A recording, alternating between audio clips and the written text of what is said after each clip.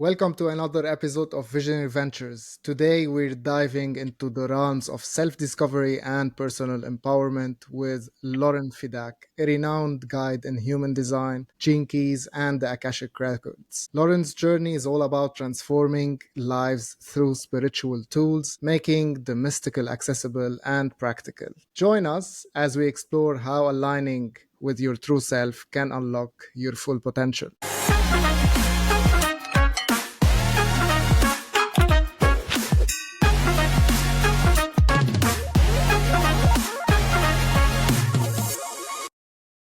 First of all, welcome, Lauren. It's a pleasure to host you on this episode. Same, Carl. Thank you so much for having me. Very happy to be here. Lauren, how has your understanding of human design influenced your approach to mental resilience and overcoming personal challenges? Well, first of all, understanding my human design and really myself, I feel as though it's really slowed my thought process down, or at least how I process internally. If we're going from an emotional reaction to a logical reaction or a rational reaction. And I feel as though understanding the energies that I possess and the dial in which I can be on as it relates to the spectrum of that type of energy. So it's a lot of self-reflection. And again, it's a lot of slowing down and being able to pause like that, I feel like has really helped with just my patience and the approach to how I look at situations, how I look at people, and how I look at my environment in general. So I feel like it allows me to process more clearly because I am better understanding how I operate and how I move through the world energetically. And can you share a transformative experience where accessing the Akashic Records dramatically shifted someone's mental perspective or decision making process, or your own? Yeah.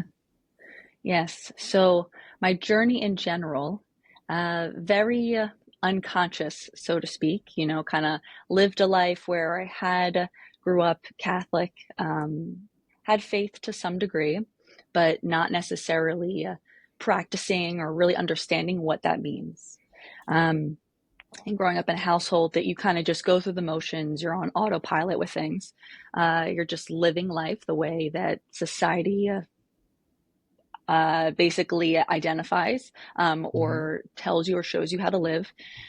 So it wasn't until I had the birth of my first child that my transformation really began. And I just started discovering all of these types of tools or modalities to help me discover that I am more than just a mom, or I am more than a wife or a daughter. And of course, we're all the things all the time. But I feel as though uncovering these specific things like human design, and that led me into gene keys, which is a deeper understanding of human design. And then the Akashic Records, which is more of that esoteric, that spiritual side of things, and having human design be more of the pseudoscience, or like more practical aspect, in tying them together. I feel like I was able to go inward and really discover what faith actually means outside of the religious constructs of how we're taught. I myself am very much a person that goes against the status quo, where I like to challenge a lot of things. As a kid, I was very curious, not necessarily in my household, because in the household, I grew up having, living very comfortably in terms of the physical, everything that I need. The nuclear family, so to speak, my parents, still together to this day, but very united, very present. So from that aspect, from a fundamental aspect or foundational aspect, grew up very privileged in that way. But there wasn't a lot of emotional depth or even mental intellect and like exploration and questioning certain things as to the why. So I felt like as I was getting older, and especially as I was discovering these things, I was really starting to feel more comfortable in who I was and not being shy to ask the questions. And there is a little bit more of there's provocativeness in the way that I approach things sometimes, because I do want to, for me, it's very neutral to ask questions that may feel or seem uncomfortable or taboo. So I feel more grounded in who I am and really discovering the human design aspect, but coupled with the Akashic Records, it was really being able to open myself up to connecting to my higher self or to my team or what I believe, um, and know to be true for me in my reality as it relates to something greater than ourselves. So it's a whole other layer that's reaffirming, and that really pushes me along and that I can fall back on. That's my religion. That's my faith. It's more of that spirituality aspect in the Akashic records, really being that thing that I go to in times that I do struggle, versus say, traditional religion of any kind. Thank you for this general overview. I Yeah. loved all the touch points and all of that. Before we move into other segments and stuff like that, and we're gonna get into the details of everything that you do and what is Akashic Records, Gene Keys, all of that. But you mentioned something really interesting. So basically, uh, there was a trigger. Once you became a mom, something shifted. At which, like, describe what was the mental state that you were in, or what was the real trigger that opened all these doors. Yeah, it's a great question. So when I was 29, I had my daughter in October of 2019. And I felt as though going into it and being a mother or doing that next thing after you get married uh, didn't scare me or I didn't shy away from anything. I'm very much a person that will jump off a cliff without checking the details of the necessary parachute. So the free falling of parenthood didn't scare me or didn't necessarily wake me up, or that unsurfacing or uncovering of what that's going to be like. So when I had my child, I felt like it was a good 6 months of, okay, I have a kid now. I don't know if I love my child. I don't know what that means for me. I don't know if this is something that I can handle all the time, because I felt like there was a lot of things, even though she was an infant and she's not talking and she's not, or talking back, I should say, or she's not doing anything that would, be out of my control. I felt as though something was being triggered inside of me. Like, why am I feeling the way that I'm feeling? Why am I thinking the way that I'm thinking? And it was really hard for me to talk to anybody really, inside my circles, outside of my circles, because there was this huge stigma, especially as a mother, that, when you have your child, you're supposed to feel all these feelings. It's the best, Exactly. it's the greatest feeling. That was my next question. Like, what you described is basically mommy blues, right? So Mm-hmm. that's Mm-hmm. what usually happens after any birth and pregnancy. So Yes. how do you differentiate what happened with you and mommy blues? What's the difference? Yes. So I feel as though, in a way, it was kind of like me stepping into this portal or this other version of myself instantly. My body goes through trauma. My mental goes through this trauma. My emotional is clearly going through this trauma, where I was like, I can't live my life and feel this way or not have anybody to talk to about this. I have no idea what the hell is going on, and I need help. So I've always been curious in just talk therapy, because I work for an organization. I'm the HR person, head of their HR, and I've been dealing with people for a good decade now, and people coming to me asking for advice, but I never had anybody to really go to ask for advice. And I also am the type of person that likes to think that I can solve any problem or I have my own answers. So it was a lot of ego death in some way and really asking for help. I was not a person that was conditioned or felt that I could ask for help, because of, I think, just reflecting on my past and understanding the relationship that I had with parents and individuals in my circle, where it's this mentality of you just have to do it yourself, or looking at it in a way from a feminine perspective. And feminine, I mean more so energy, not from a biological standpoint, being able to kind of sit back and being taken care of. I was always taking care of myself because I always felt alone. So being able to actually reach out to someone that I felt as though I can talk to without feeling any judgment, and just someone ask me questions for once. I felt like not a lot of people were asking how I was doing, or, from a psychological standpoint, because I'm very curious about how people behave and all that, clearly given, my job and even my fascination to this day, nobody's asking me questions. So I felt as though when I reached out and I finally was able to kind of just make that first initiation of like, hey, I need help. And even though it wasn't Hmm. as explicit as that, the actions to which I was, all right, I have to take the initiation to ask for help, being able to talk to somebody about it, and then being able to figure out, okay, I actually like the exploration of these shadows, because that's what it really did. I mean, I'm looking at my child and I'm looking at myself. I feel like that firstborn is like that, at least from my experience. And I think reflecting on my experience with my mother growing up, that when you're looking at your child and you realize that you're not feeling all the feelings, but you're being triggered by sometimes even them just making a little whining noise. It's like, why are you whining? You know, what do you need? What more can I give you? I started to recognize those flare ups and catching them in live time while I was doing this self discovery of doing all the types of readings, talking to the therapist.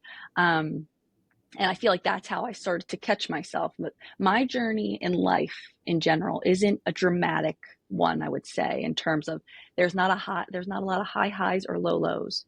I'm pretty well balanced, which sometimes I feel like is really effing boring, excuse me, but sometimes it's like I can't see it until a long time after, and then I can start to connect the dots. So I felt like that's where a lot of the reflection of like, okay, I really got to start thinking backwards instead of always pushing forwards. Because being in my masculine all this time of just go, go, go, just do it on your own, build it, don't stop, don't ask for help. It's very much pushing forward, which is great for perseverance, but there's not a lot of time for that reflection. There's not a lot of time for self evaluation and really criticism that I feel like every single person at the end of the day needs to come back to, because that just shows that you're accountable for yourself and your behaviors and your actions. You might not necessarily be able to control your thoughts right away, but how you react and how you respond essentially is totally in your control. So that's kind of how that was happening for me. It wasn't like an aha moment. It was kind of this reflection of like, oh, okay. Oh, I see how that happened. It was more of that process for me. Amazing. Thank you for the backstory. And what kind of role do you believe subconscious beliefs play in our daily mental health? And how do you guide someone in uncovering and addressing these? I think that's how we're operating for the third of our life now. I think as a population, as a collective, I think a lot of us, when we're young, especially that 0 to 7 age. I mean, my children now, my oldest is 5, my youngest will be 4 in February. I know, and granted, because I do a lot of the research, we really are the ones that are influencing. Our children can't help but be influenced by our behaviors, especially. They might not necessarily understand the terminology that we're using or how we're phrasing or what we're implying from Mhm. a language perspective, but they're constantly being downloaded by everything all around them, and especially within the home and the children that they surround themselves if they go to daycare or what have you. So I feel like we are conditioned up until, heavily 7. And then we're totally moving through, we're starting to come into our own and understand the world around us as we're Mhm. aging up until puberty years. And then that's when the hormones kick in. And then we're still not necessarily super conscious, because also this is not taught in schools or by parents, at least in my world. I was not taught, and people and my friends, we were not, we didn't have these type of conversations, or we're having more conscious conversations around these things, especially when we get to puberty.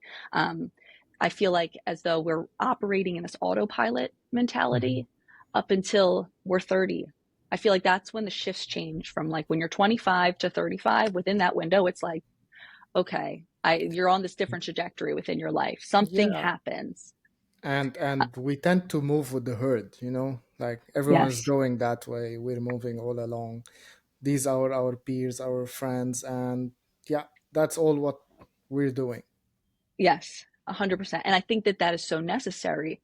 And the thing is where we're doing it unconsciously though. And we're doing it in a way where I feel like when you have children, especially, you're reparenting yourself at that stage, because you're realizing all the things, whether you know it or not, all those things are coming up where it's like, did you identify them? Are you handling them? Have you transformed? Have you grown from those triggers? Because now it's in your face. And Hmm. I feel as though, I want to get to the point where children don't have to wait until they're 30 years old or have to wait till they're 40 or 50 to have this like, whoa, what am I really doing? Do I really want to do this? Is this really how I want to continue my life? Like, why do we have to have a midlife crisis? I believe that you can start at age 0 and you can live an authentic life from 0. I truly believe that. And I feel like all the things that I'm uncovering and discovering and things that I'm working towards and really trying to lead by example, ultimately within my family, because I feel like as though I'm definitely the black sheep in terms I'm very different than my sister, my brother, and my parents. So I feel as though we have to be the change that we want to see. And I know that's super cliche, but it's so simple and so easy to do, but it's very, very hard to actually model. So I really want to be able to help children, help our generations to really be able to identify and kind of help self-realize all these things and know that that's okay to have those thoughts, to have done those actions. We all have, crap that we've done that we're not happy or pleased with, but we can realize that we don't have to identify with those things, those past things that don't even exist anymore. It's liberating to go through that. So I want to be able to help generations, live as authentically as long as possible. But doesn't this require a certain level of maturity, and there's a timeline for everything? You don't believe that there's a journey that we should be going on? Oh, I definitely think that there's a journey. I don't think that it negates struggle. I think it's how we look at the struggle or how we look at the journey. Yeah, but if And someone can now understand everything, his subconscious, his consciousness, spirituality, I don't know, everything, his life path, vocation, whatever you want to integrate in it, at the age of 5, 7, 10 years old, 15, isn't it too early? Are they ready to take all of that in? I think it's a matter of just being able to not shy away from just being yourself, not necessarily knowing your plan, because nobody really knows the plan. I don't know my plan. I don't know what's going to happen in the next 10 years. I can plan it out, but as we know, life happens and things come in. And especially because this is where it gets interesting with human design specifically, you can understand yourself from a natural, energetic point of view, but it doesn't tell you your nurture. It doesn't tell you your conditioning. It doesn't tell you your environment or the situations that you're going to uncover or the destiny or this black and white path, so to speak. I really think it's more about allowing children, allowing ourselves as adults be comfortable in our own skin and understanding that we all have diverse ways of thinking. We all have a unique perspective. We're all uniquely wired differently, and to accept that. So it's more of a level of consciousness of understanding you don't have to compare and contrast from a point of, well, I need to be better than. It's more of like, oh, that's different. How would that information resonate with me? How can I learn from this? It's more of understanding in that perspective, not just here's what you are going to do throughout the rest of your life when you're 10 years old, because nobody knows that. Okay, got your point. Moving a bit towards physical health. In your practice, how do you connect spiritual and physical health, and what tools do you recommend for maintaining this balance? Yes. So physical health, I feel as though for me, I've always been someone that is very a person that works out a good amount of time. Not lately though. I feel like I've definitely been in that. I'm just going to take it easy because especially with fall and whatnot. But nonetheless, I always believe in movement in general and what you're doing. And I feel as though, especially when you know your human design, understanding that you are an energy being and your energy centers need somewhere to go, and to be able Mhm. to have that understanding that there is rest periods, but then being able to get up and move because of the energy that's constantly operating inside of you. So I feel as though taking note of when I'm feeling really stuck or when I'm feeling mentally blocked, being able to go out and go for a walk or go for a run because of these areas that are more susceptible for taking in energy where I need to release. So I feel like recognizing those things within my body, because also it's very much in human design and really everything, you're dropping with spirituality, you're really dropping back into your body and really understanding the signals that it's giving you. So whether you're feeling stiff or whether you're feeling just like, oh, I feel really antsy for some reason, especially mentally, I need to focus this energy. Maybe it's boxing. Maybe it's something where you understand that maybe you have more mental pressure than others, and being able to exercise, maybe not in the traditional way, but for instance, my husband, he games, and he's got a lot of energy happening all the time in his mind. So for him to be able to alleviate that mental stress and to not think so deeply and to ramp up the anxiety, he channels it in his way of literally gaming. So in a way, that's an exercise of moving the energy out and being able to place it in a way where it's healthy and it's moving through the body in a way that's not feeling like it's stuck. Because when the energy gets stuck in the body, that's when we all know that disease comes in. I really like how you combined gaming, so mental stimulation, with how it comes back to your physical health uh, as an end result. Can spiritual alignment influence physical well being? And could you share an example from your coaching experience? Yes, absolutely. So, one example I had was there was an individual when I looked into her chart, specifically with human design, and I saw that there was a lot of energy that was identified within her throat or her throat chakra, so to speak. And she wasn't necessarily being able to figure out how she can get her message across in a way that she felt was healthy. And she never considered podcasting before. This woman had a lot to say, considering the energies that she possessed, and especially in the moment. You know, there's some things where you can tell in someone's chart that there needs to be some sort of reflection period, or there needs to be some sort of pause or caution with Mhm. their timing specifically. But this woman had at least 5 gates illuminated, and there was a lot of in the moment. Now she needs to get it out. If that energy, if your throat, this is your manifestation center right here. This is how you speak into existence something, or how you move forward with something. When you say you're going to commit verbally, being able to follow up with action.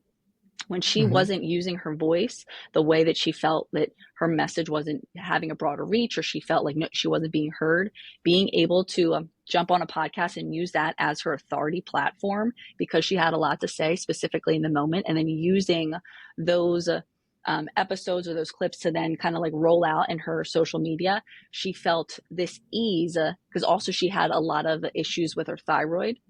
She was really being able to speak in the moment in a space where she felt safe enough to do it, and that she didn't necessarily need to wait to be asked. There's a whole other element of how you move in life with a strategy, depending on your type. And this woman really needed to wait to respond. So being able to have a space where she could go and she could initiate something that then when a client, or if it's on, I think she has it on a bi-weekly cadence now, but she's able to really push it out in her timeline, and she feels that she's able to not only hear herself say these things to give her energy, but her voice itself, she felt like she's able to swallow, because there was also like a subtle, she identified it as like a lump in her throat that is Mhm. connected to the thyroid. So being able to do that, she really felt like energy was flowing through it. She also is clairsentient, so she's able to really feel these things. So being able to move that energy in a way that allows her to have an authority platform to get her message across, because she's got so much she wants to say, that her energy wants to be able to push out, really helped her tremendously. So, podcasting for spiritual alignment and physical well being. I love that. Yes, yes. Thank you for sharing that example. Before we wrap up the physical health segment, what practices do you find most effective for people struggling with physical symptoms that have no medical explanation? It sounds, this isn't something that you necessarily do. I think this goes back to reflection. I think a lot of our health issues actually come from a lot of suppressed emotions. And I think Mhm. that it's not a lot of people like to journal or really like to go backwards or to recall some memories that are very unpleasant. I know with my journey specifically, there was one instance where I felt I felt as though it was difficult to actually physically get intimate because of a situation that happened to me in my past. And it was really something that it was hard to talk about. It was hard to even write down, because if I Can you did talk that, about it right now? yes, yes. So when I was around 16, 15 or 16, I was raped, and I could never actually, yeah, I Okay. could never really say it out loud. I could never talk about it, or, go to my family, or, there's one friend that I had that was the only one that really knew the situation. I felt like for years I've blocked that out. I've really suppressed that memory. And doing all this work and understanding how that's connected to you physically, and I know it seems like a shock because you think of physical of just movement or working out or eating right, but Hmm. there's a lot of connection as it relates to your sacral, and that's your life force energy there. That's what makes you move. That's what gets you going. That's what's able to be able to be able to do all the things as it relates to working out and moving our body. But there's also an intimate and sexuality element of reproduction. So I Hmm. feel as though I wasn't able to talk about it, say it, and for the longest time, I couldn't get through without even crying. I couldn't even just say the word, rape, which is, it's hard to hear. Um, but I feel like doing that reflection work and uncovering those things, and then implementing certain tools or trying different things, whether that's somatic breathing, whether that's Reiki. Reiki was a really healing process for me. Um, 5 years ago, when I was starting to do all this work and understand, like, why don't I feel anything? Why do I feel so dominant in the situation all the time? Because I don't want to be, again, going back to the masculine, feeling like I have to do everything. Why can't I just rest? Why can't I just, receive, however that looks? So I feel like it might not be the conventional way of answering this question, but I do think that a lot of the illness actually is from suppressed feelings and memories that we don't want to uncover and understand and go through again. So being able to look at them, journaling them, reading it out loud, and giving it life, because that's what emotions want. They want to be recognized. We're emotional beings. We need to be able to release it. It is an energy. We need to be able to get it out of our body. If not, it's stuck in our body and manifests in other ways. So that's how I at least helped with my situation, and I'm still helping with my situation, and it's an ongoing thing. It's your work is never done when it comes to your physical health. There's always something to be done. There's always something to learn from. So, to understand it like properly, what you're saying is we have to be fully aligned, understanding our emotional and mental state, triggers, beliefs, traumas, triggers, and everything that goes in between, so that we understand the influence or the symptoms that we have ongoing in our bodies. Yes, yes, and you might not be I able to love that. mentally connect it right away. You might not even really believe, maybe, but our mind wants to give reason to something in order to identify it and help with the moving on process.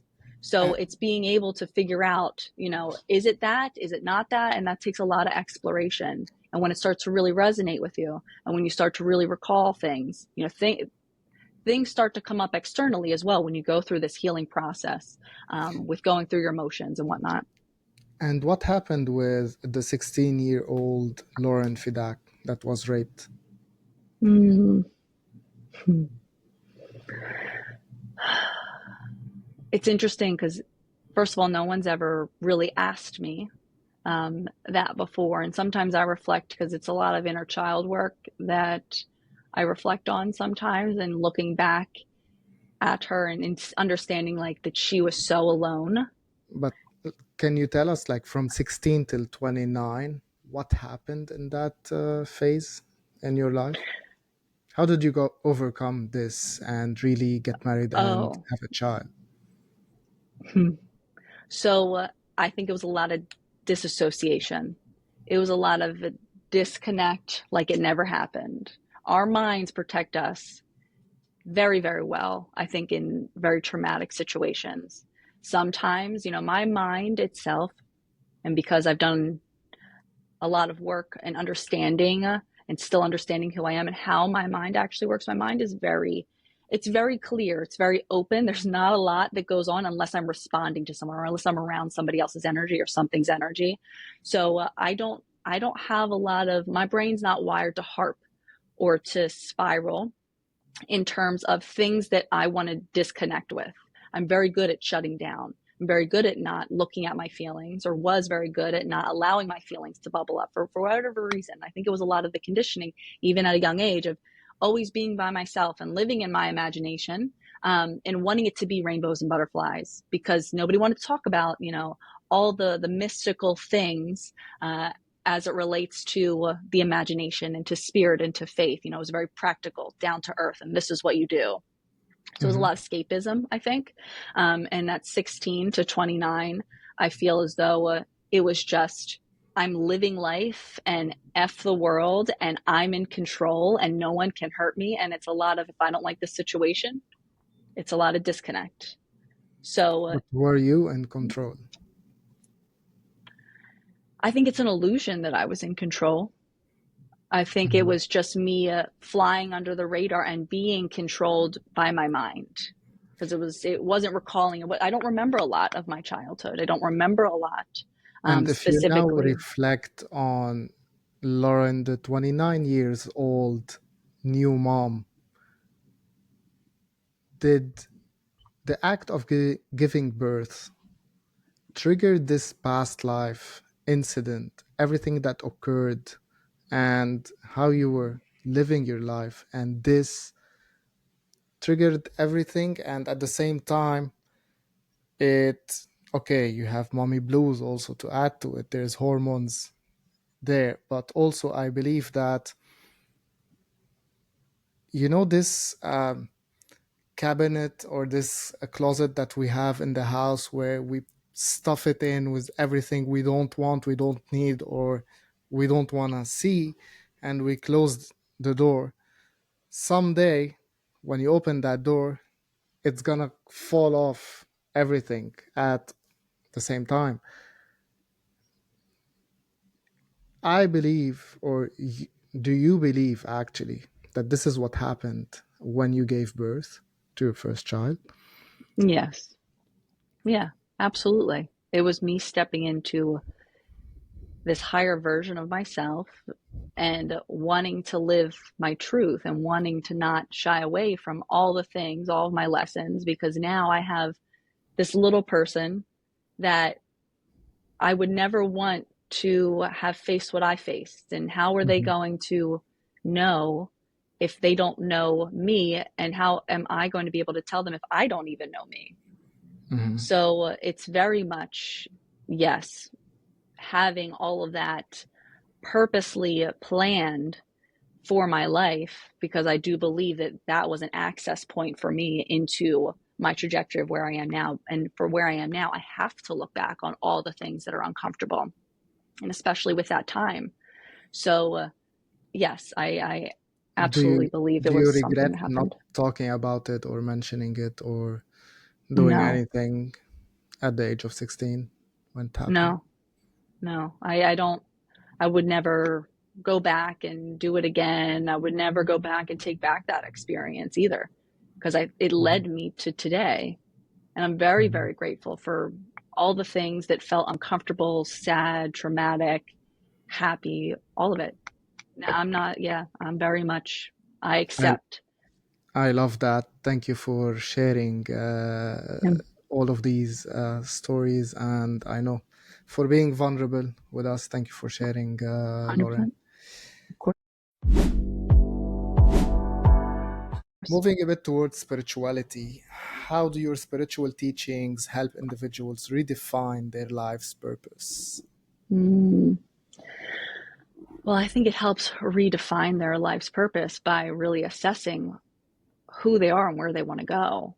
What is really meaningful to them, what is really fulfilling to them. I think that my calling is more of one of those that helps wake people up in terms of, this is not it. There is more to this. There is more to you, and you don't necessarily need to go through the status quo of things. So I think it's more of a shocking approach for me, because I'm also, if you haven't noticed too, I'm very straight to the point, or I'm blunt. I'm not really shying away from anything. I believe that, we're all vulnerable creatures. And I think that that's where, given my experience, I'm here to teach that, not literally or explicitly, but more so with how you can overcome and persevere, with what you really want to do, what's really lighting you up, what's really giving you joy. And what's a common misconception about spirituality that you often find yourself debunking in your sessions? It's a lot of just religion and black and white. Like if you're not living a spiritual life, then you're a bad person. Or that if you're a spiritual person, you don't curse, or you don't drink, or you don't X, Y, and Z, whatever it is. It's a lot of understanding that we're still very much human, and that it's more of that mental shift and that paradigm way of thinking of, at the end of the day, as long as we look at these things and we're able to be the observer versus be attached to the story of the situation, like my story, yes, that happened to me, but that's not me. Like that's not what I identify with. And it depends on the day of what I, feel in the moment as it relates to my identification. But it's more of a being able to look outside of yourself and not attach yourself to the story. And just because you might do something that you feel that you shouldn't be doing, that you're not going to be this person that's going to be able to walk the empowerment path or the embodiment path of all the things that they've learned. We have to realize that we're also human and we're oscillating between the good and the bad and the esoteric and the practical 3D aspect of things. But what do you mean when you say I don't um, I don't relate to this person anymore, and I don't identify as this Lauren, the 16-year-old girl that got raped back then? What do you mean by it? Like, how can you not identify you, Mm-hmm. but that was you in the past? Mm-hmm. That was an experience that I went through. But if I identify as someone, for me, this is my personal way that I approach this, is that if I continue to identify with that, or that happened to me, and that, oh my God, I wish I could take it back, or I wish I could have done things differently, it's very much you start to walk the line of victim mentality Mm, of okay. that people can really, and I've talked to some women where they feel as though that they deserved that, or that it was inevitable or whatever it is, and they start to in a way get stuck and not being able to move forward because they're so attached to what happened, and they can't mentally push through or be able to look at it as like a neutral thing. And I think that that's also, you could get kind of like analysis by paralysis, Hmm. or however that saying goes, where they can really get stuck and just harp on that, and start to use that as the reason why they can't do something. So for me, and going back to what I mentioned before, I'm a very accountable person. I will blame myself first and foremost with everything, and anything, and not blame as like shame myself, but be like, oh, I could have done that better. Or I see where I miscommunicated that. My bad. I'm sorry. I take a lot of accountability in my actions. And I think that at the end of the day, I'm the only one that can control me. I am the only one that can control, my behaviors. I can't control anything else. I can't control any other situation. So how am I showing up?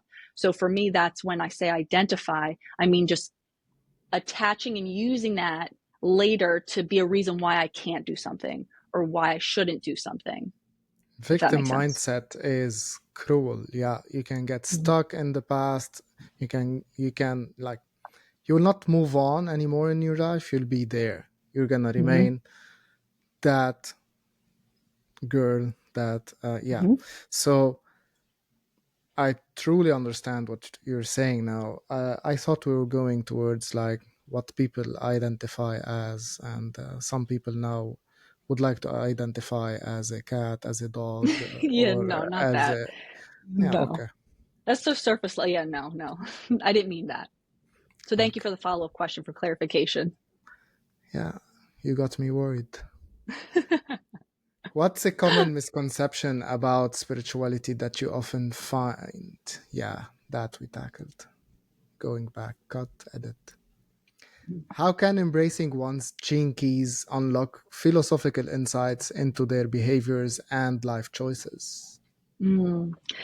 So the G keys is essentially the sister to human design. So when you download your human design chart, you start to see this map, as people refer to as, but you don't really know the parts of it. You don't know how to navigate it. Gene keys is more of what I find is the how, not the literal, here are the steps that you take based off of these certain elements in your chart to unlock these things. But a lot of contemplation happens. So again, I feel like the theme for me is a lot of reflection on, okay, from point A to point B, from this energy to this energy, let's talk about the how, and let's talk about the life experiences that you have based on the detriment of these energies versus the exalted, the high vibe or the low vibe, whatever that is, Mm-hmm. and being able to rehash and uncover. So the Gene Keys is this framework where it takes you through the how, where it takes you through more of like your life's purpose, or what I like to say, your life's theme, things that are constantly showing up. For example, mine's very much mine's more so creating a heaven on earth, so to speak, and being able to live in that space of where you feel as though you want to live in your imagination, you want to live in the esoteric world, but you also want to live in reality. There's a lot of practicality to me as well, and finding that balance. So I feel like that's shown up in my life as long as I can remember, with this type of journey. So understanding your theme in life and how that's showing up for you in your relationships, your career, your family dynamic, and then being able to understand your love sequence, it's called. And this is all interconnected. So being able to see how you show up in relations, period, with your parents, with your friends, with your family, because at the end of the day, everything is a relationship, whether that's with a person, with your job, with food, with money, with time. Everything is in relation to everything. We're all connected. Everything's connected.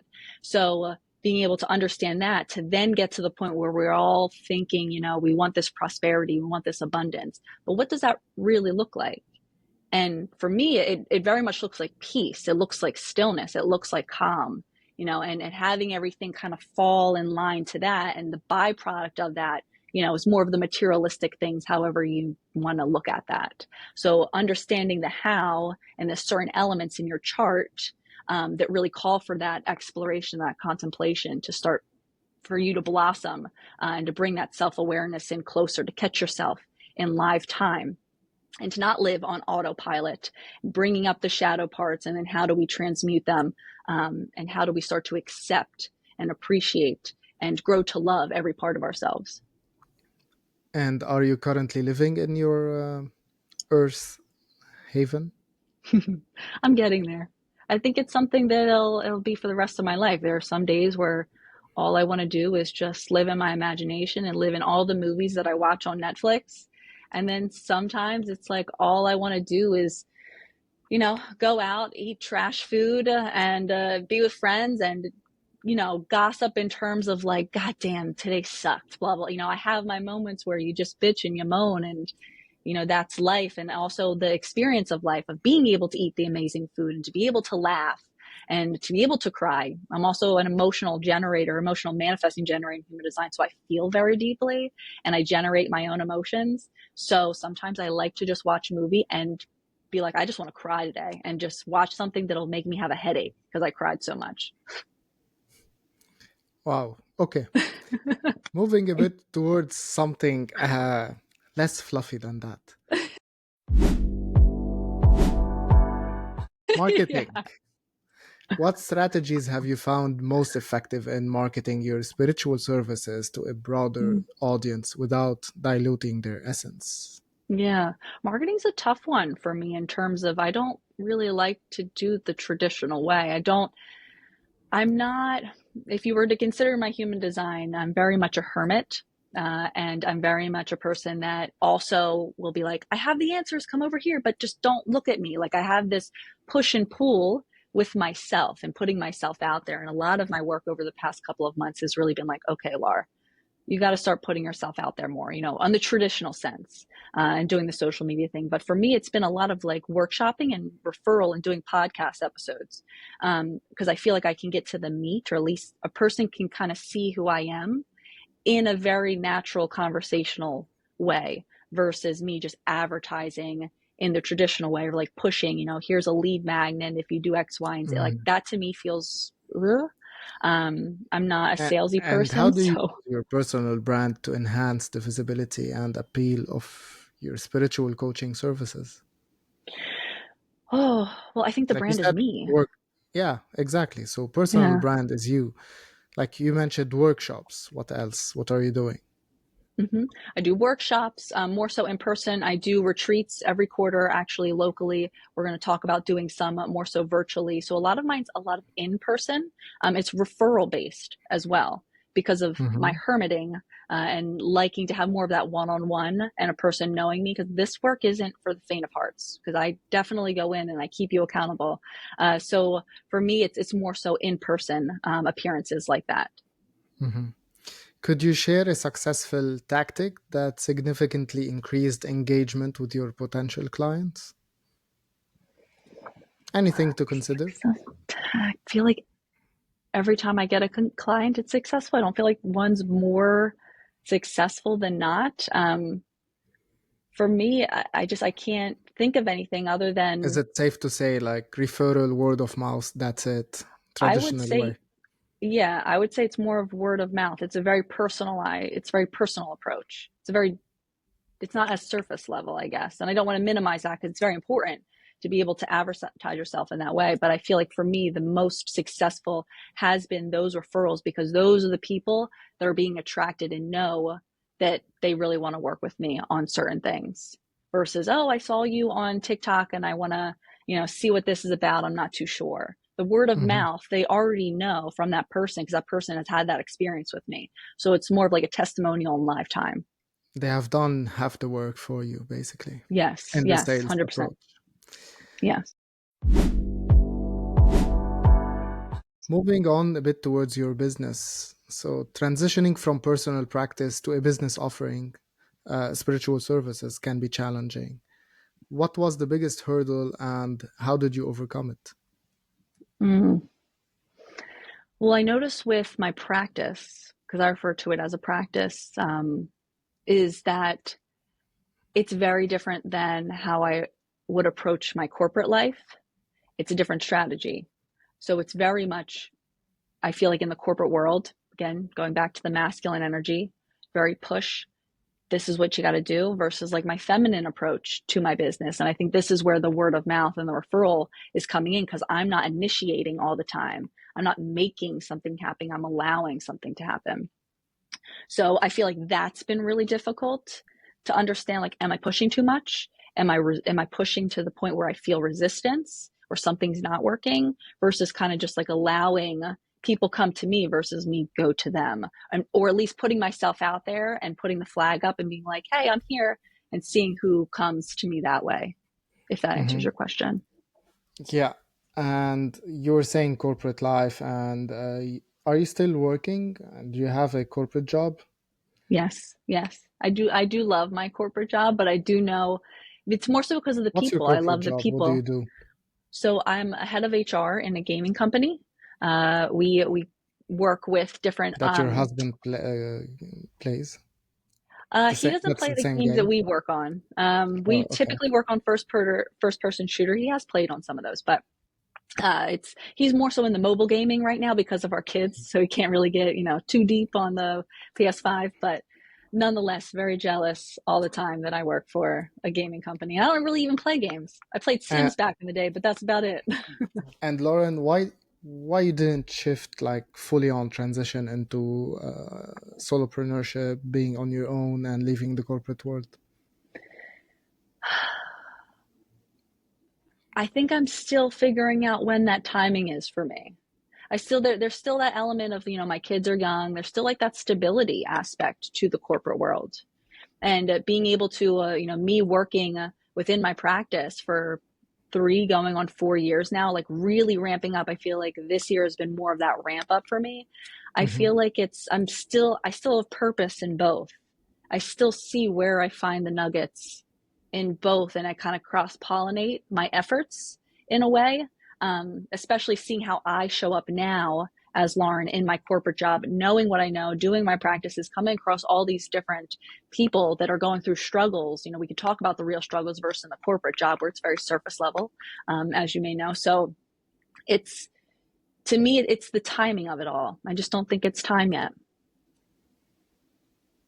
Okay, and talking about your practice, we spoke about gene keys, Akashic records, human design. Tell us a bit about your offering, about the services that you're offering, and the difference between them. Like, without getting into too much details, just high level. Sure, sure. So I have primarily one-on-ones, not necessarily group offerings, unless it's a retreat or something in person, like a workshop that pops up here and there throughout the year, or the quarter. So I do one-on-one readings with someone's chart, do like a foundational reading of sorts. I am able to do readings for people that want to just strictly go into the Akashic records, into their Akashic records, and to understand maybe some limiting beliefs, some past lives things, things that are carrying over into this lifetime. Or I'll do a combination of both, which is usually like a hyper intense, like 3-session type of thing where I'll combine the both. And then I do have one offering that's more of like an embodiment of your human design. And then I'll use Akashic records for about 6 weeks where we start living the design and experimenting versus just me reading it to you. Because for me, it's very important that I empower you with as much information and more so on a free, accessible way. And then doing more of that embodied work, that's where I do the one-on-one primarily. And any piece of advice that you would like to give to entrepreneurs looking to infuse spirituality into their business models? I would say the thing for me is really, to be yourself is to know yourself. So definitely make sure that you do all the shadow work, all the things, ask the questions, question your behavior, question the people that you're around, who the types of people that you're setting yourself up with in business, understanding their dynamic and their energy and how that works with yours, to be able to be more effortless with your partnerships, or with your commitments that you have. Lovely advice. I love that. Mm-hmm.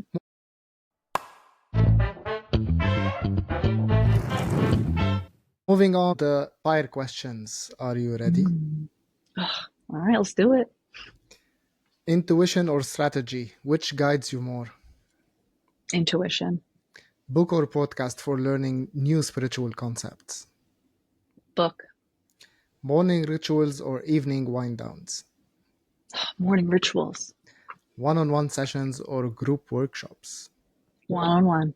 Silence retreat or active meditation retreat? Silence retreat. Online courses or live events for spiritual teaching? Live events. Physical books or digital resources for spiritual learning?